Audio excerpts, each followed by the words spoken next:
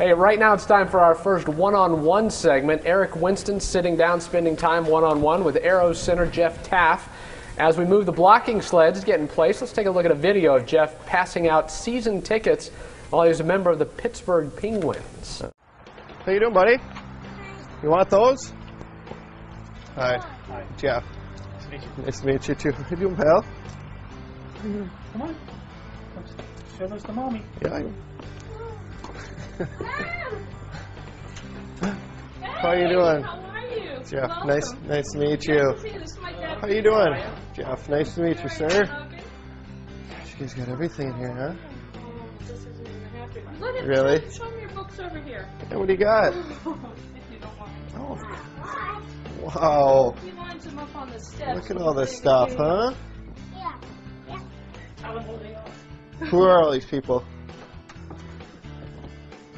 Who's that? Very good. How about him? The captain. How about him right here? Yeah. Hey, you put me underneath everybody. Yeah, you put me underneath everybody. And who's that standing next to you?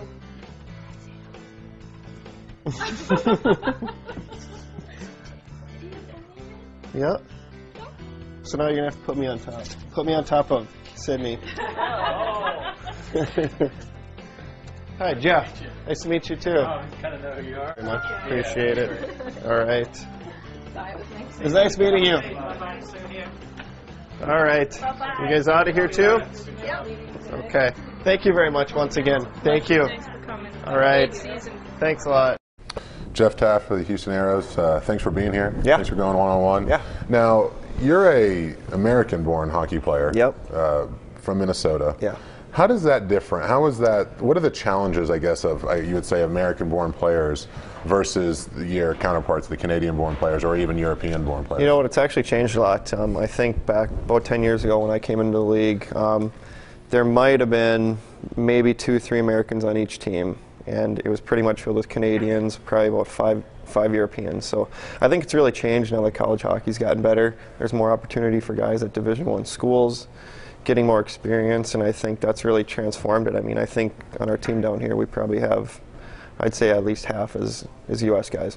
Do you think technology has played a role in it with film sharing, computers, being able, people on maybe the borders, not maybe in Minnesota, but southern Wisconsin, those places of, hey, you know what, I want to play hockey instead of playing basketball or playing baseball or whatever it is. Has that helped? You see that some? I think so. I think it's changed everything drastically. I think I've heard of even kids in high school now sending out recruiting videos of, they're taping themselves trying to get noticed by somebody, and it can't hurt. I mean, it obviously can't hurt. There's a high school league in Dallas, I think, that still plays, that they still have a hockey league. I think the majority of teams down here, like, they're high school kids, but I think they have to pay so much money just for the ice time and everything, and they travel a lot, which is probably tough. And I mean, hasn't that always been the problem with hockey, I guess, a little bit, that the barrier of entry is so difficult, that it's so expensive to get all the pads?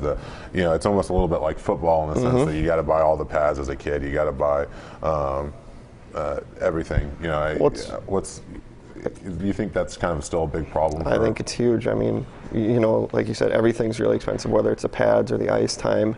And every year, obviously, you're growing. When you're a kid, you need new stuff every few years. So I think from that standpoint, it's tough for families that are kind of struggling, and that's maybe why, the ice time down here is tough. But I think it's obviously growing a lot more in the southern United States. I know they're talking about expanding the American League out here.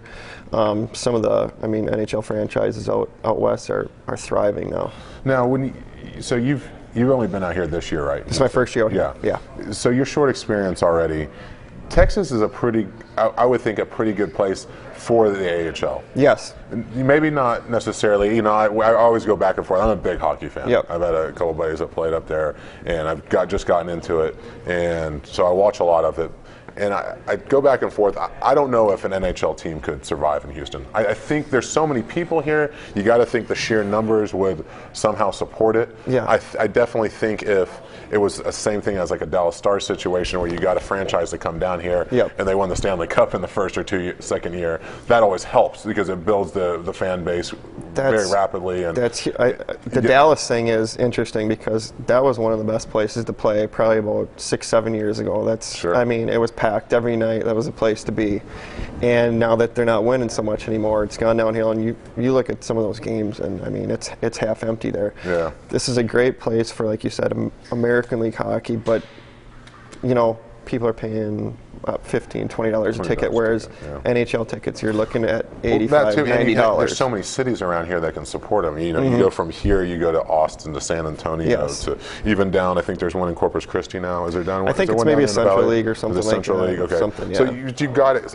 You got it. The awareness is building. Yes. And therefore, I think your attendance is going to go up. Well, they do a good job with marketing everything nowadays down here to try to get families in there. And I mean, even Austin built a great rink, and they didn't overdo it. I mean, it seats 6,000-7,000 people, and it looks full every night. Yeah. And it's I went great. to I think it was Game 5 of the Calder Cup last year here.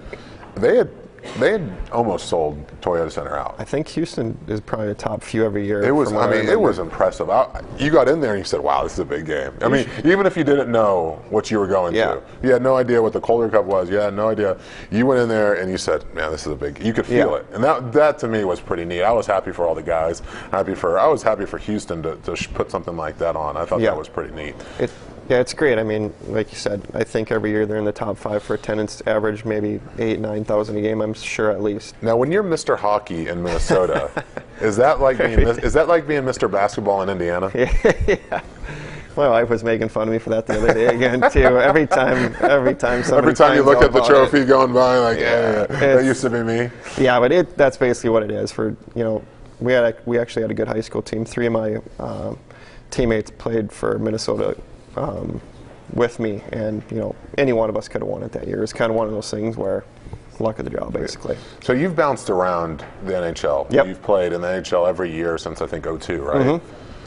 How's that been? I mean, has it been obviously you always want the storybook, like I played 15 years for the same franchise and they're going to retire my number, but has there been some aspects of that I think you've grown to appreciate, that you've grown to like? Yeah, it was tough for me because, I was a first-round draft pick. I'm thinking, I'll play the rest of my life in the National Hockey League. It's going to be so easy.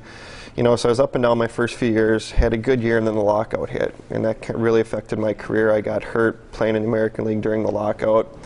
Never really recovered for the next 2 years. I kind of bounced around. I wasn't really confident about my game, and it affected me, and it's kind of one of those things where I had to take a step back, had to realize, hey, you need to work a little bit harder, that type of thing. But I'm kind of at the stage now where I can still play in the NHL. I feel I can still contribute, but at the same time, I'm an older guy that, maybe needs to teach some of these guys some things on our team and work with them. I'm pretty easy going out there. So I think also I've been to a lot of places, and when you can start to pick your teams and where you want to play, it's a little bit better. Now, is that a role you've taken on, I think, this year? Has it been something like, hey, I've been around the block, I know what's going on, you guys need to do this, you're not there yet? It's been the last few years a little bit. It was really tough for me last year. I only played 1 game in Chicago, so I was in Rockford, Illinois most of the year, and my line mates were 19 years old. I was 29, and we had a really young team. I was the oldest guy there. Did you hang out with Jason Krog at all? I know who he is. He played for the Wolves. Oh, he played for the Wolves. Yeah, he's for the Wolves. That's right. Rockford was there. Yeah, okay. I know him. I know him. So it's kind of one of those things where it's a little bit easier this year, whereas you got some older guys on the team, and it's a little bit easier. We had a couple of your fellow guys on here. They're good great guys. Yeah, great guys. So they're some of the older, easygoing, types that I like. And people don't realize how much that matters too. Is not just how you mesh with the guys, it's how your family, how the wives mesh with each other. Yep. That can make things easier or harder based on that. It really can. That's one of the things where, I mean, you're with your, when you're not traveling, you're obviously with your wife and family the whole time, and you're with these other people a lot too. And if things aren't going well or people don't get along, it can be a little bit weird. That's baseball, basketball, football, everything. I mean, it just makes the locker room dynamic that much harder. It makes everything harder. Because you got to see that person every day, and things can get awkward sometimes. All right, I ask, I guess, everyone this kind of when we're finishing up. where do you see yourself, I guess, in 5 years, or just after hockey? What do you see? Is hockey still? Is that something you want to stay a part of, whether it's scouting or coaching, or is there something else going on that you want to be a part of when you're done with this? I think it's given me so much playing hockey. Obviously, it's been my whole life for everything. So I'd like to say that I want to stay a part of it. Hopefully my wife gets some business things going, and it's hard because she's moved around with for me for Sure. 10 years now, and it'll probably be 5, 6 more at least, like you're saying. And I'd like to stay in it. I think the college route would be good. I think I can do. One of my best friends is one of the assistants at Minnesota right now, and it would be great. But at the same time, I think there's a lot to be said about pro hockey. You get to deal with, you don't have to worry about kids going to school and things like that, where it's just, you worry about ins and outs of every day and 82-game schedule, which is, I think, quite a bit better. Well, Jeff, I appreciate you taking the time. Thanks for being here. Yeah, thanks for having me out.